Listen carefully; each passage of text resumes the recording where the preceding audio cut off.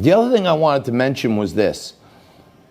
It is absolutely inciting me, and I got so many things that I'm flipping out about that I don't have a lot of time to spend on this one, but I would really wonder how many times you've heard on MSNBC or CNN about St. John's Church, which is this beautiful church in Washington, D.C. Many presidents over the year have been there. President Trump decided to show some strength in leadership, to walk over to the church and hold up a Bible to remind people to keep their faith. He used some forces of the military to clear out the path that people were instructed multiple times to get out of the president's way. But in any event, it's almost 2 weeks later now, okay?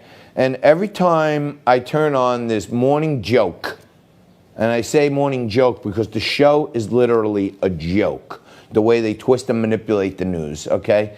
And here's Joe Scarborough's second wife, Mika Brzezinski. She's talking about how President Trump, he did a photo op and he used St. John's Church, St. John's Church, St. John's Church.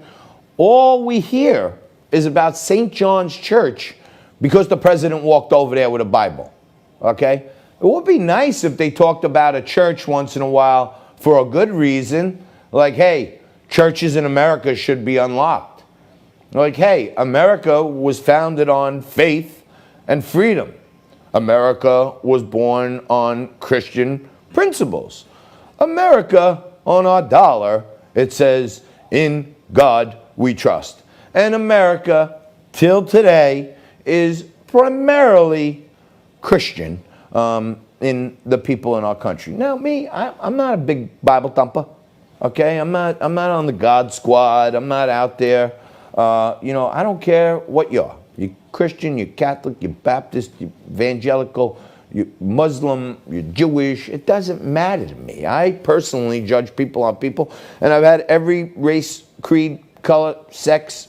I've had transgender people on here. I've had people that have sex changes on here. I've had prostitutes on the show. I've had call girls. I've had sex workers. I don't discriminate, okay? When I wear my NYPD hat, that's because my father was a cop, and I feel like the cops are under fire all the time, so I try to demonstrate a little support for an organization that my father belonged to for a long time. And I think unions in America, especially cop unions, they need to toughen up a little bit and think a little harder, because here in New York especially, the unions are usually behind the Democrats and the left-wingers.